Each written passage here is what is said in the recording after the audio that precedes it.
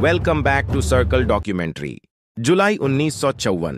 ये वो तारीख है दोस्तों, जब दोपहर के 12:30 पर एक यूरोपियन प्लेन टोक्यो के हनेडा एयरपोर्ट पर लैंड होता है।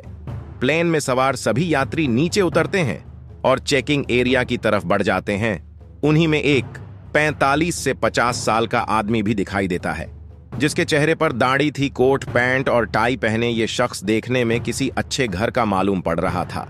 वो काफी बेफिक्री से एयरपोर्ट पर इधर उधर घूमते हुए इमिग्रेशन काउंटर पर अपना नंबर आने का इंतजार कर रहा था।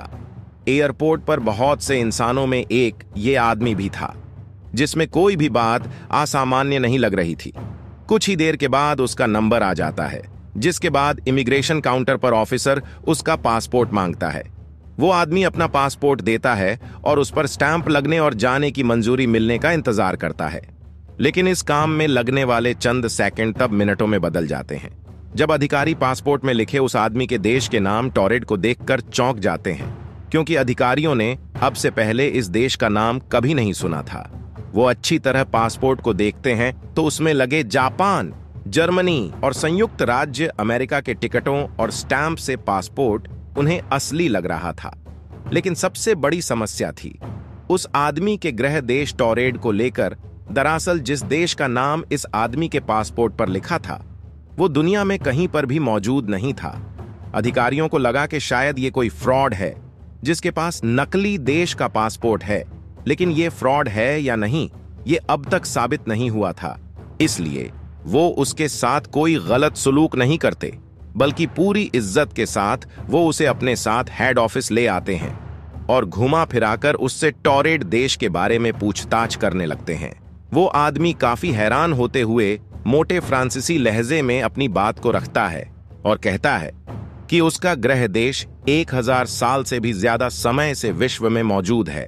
वो वहां मौजूद उन ऑफिसर्स को ये भी बताता है कि वो अब से पहले भी बिजनेस के सिलसिले में कई बार टॉरेड से जापान आ चुका है, और ये बात उसके पासपोर्ट पर लगी स्टैंप और टिकटों से भी प्रूफ हो रही थी।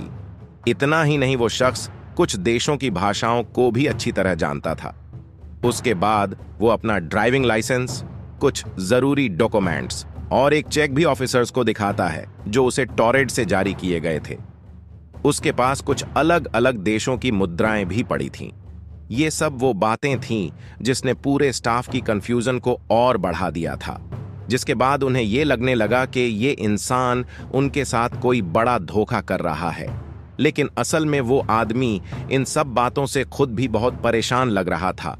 उसकी परेशानी को देखते हुए एक ऑफिसर वर्ल्ड मैप लेकर आता है और उसे खोलकर सामने मेज पर रख देता है। फिर उससे कहता है, इसमें देखकर बताओ कि तुम्हारा देश कहां पर है। वो आदमी तुरंत फ्रांस और स्पेन के बीच मानचित्र पर एक क्षेत्र की ओर इशारा करता है, जहां टॉरेड नहीं बल्कि अंडोरा की रियासत होती है। इस वाक्य के बाद ऑफिसर आश्चर्य से सर खुजलाने लगते हैं और वो आदमी भी घबराया और सहमा सा नजर आता है, और उसकी इस घबराहट में काफी हद तक सच्चाई नजर आ रही थी, न कि झूठ और फरेब दोनों ही अपनी अपनी बातों पर अड़े हुए थे। तभी इमिग्रेशन ऑफिसर्स उस आदमी से उसका सारा सामान ले लेते हैं, जिसमें पासपोर्ट, ड्राइविंग लाइसेंस और सारे डॉक्यूमेंट्स भी मौजूद थे। फिर उससे कहते हैं कि जब तक चीजें ठीक नहीं हो जाती और सही बात का पता नहीं चल जाता, तब तक आपको हमारी निगरानी में रहना होगा, जिसे वो आदमी भी मान लेता है। अब चूंकि इस पूरी प्रक्रिया को चलते हुए काफी समय बीत चुका था और रात भी हो चुकी थी, तो इमिग्रेशन ऑफिसर्स ने पास ही के होटल के एक कमरे में 2 सिक्योरिटी गार्ड्स की निगरानी में उसे नजरबंद कर दिया और आगे की तफ्तीश शुरू कर दी। ऑफिसर्स उन लोगों से भी मिले जिनसे ये आदमी बिजनेस के सिलसिले में मिलने आया था, लेकिन उनका कहना था कि वो ऐसे किसी भी आदमी को नहीं जानते। अगले दिन सुबह जब इमिग्रेशन ऑफिसर्स होटल में उसे गिरफ्तार करने पहुंचते हैं और कमरा खुलवाते हैं, तो देखकर हैरान रह जाते हैं कि कमरा बिल्कुल खाली है और वो आदमी गायब है। गार्ड्स का कहना भी यही था कि उन्होंने रात को उसके कमरे से किसी भी तरह की कोई आवाज नहीं सुनी। उस कमरे की खिड़की भी बहुत ऊंचाई पर थी, जो ज्यों की त्यों लगी थी, जहां से भागना इम्पॉसिबल था। ऑफिसर्स उसके बारे में जानने के लिए उसके डॉक्यूमेंट्स चेक करने अपने ऑफिस पहुंचे तो देखा उसका पासपोर्ट, ड्राइविंग लाइसेंस चेक और बाकी सारा सामान भी गायब है। ये सारा माजरा देखकर पूरा डिपार्टमेंट सकते में आ जाता है। उस दिन के बाद वो आदमी फिर कभी नहीं देखा गया। ये एक ऐसी खबर थी जिसने पूरे एयरपोर्ट डिपार्टमेंट में सनसनी फैला दी थी। ये आदमी कौन था और कहां से आया था, ये बात आज तक एक रहस्य बनी हुई है। हालांकि इस मिस्ट्री पर लोगों की अलग अलग राय मिलती है। किसी का कहना है कि वो आदमी एक अंतर्यामी यात्री था जो अपनी जानकारी के बिना अपने आयाम से फिसल गया, जहां टॉरेड नामक देश अस्तित्वहीन था। किसी का कहना है कि वो गलती से हमारे ब्रह्मांड में आ गया था, जिसके बाद उसे अपने ब्रह्मांड में खींच लिया गया, जिसके साथ उसका सारा सामान भी गायब हो गया था। वहीं कुछ लोगों का मानना है कि यह महज एक काल्पनिक कहानी है जो 40 सालों तक चर्चा में नहीं आई।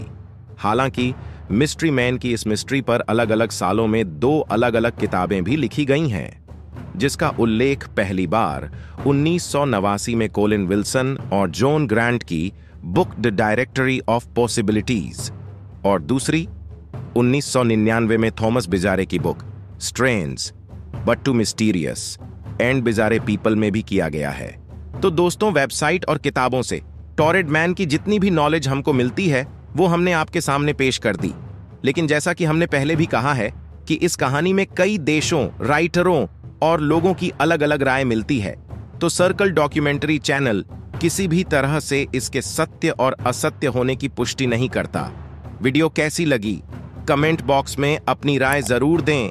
वीडियो को लाइक और चैनल को सब्सक्राइब जरूर करें।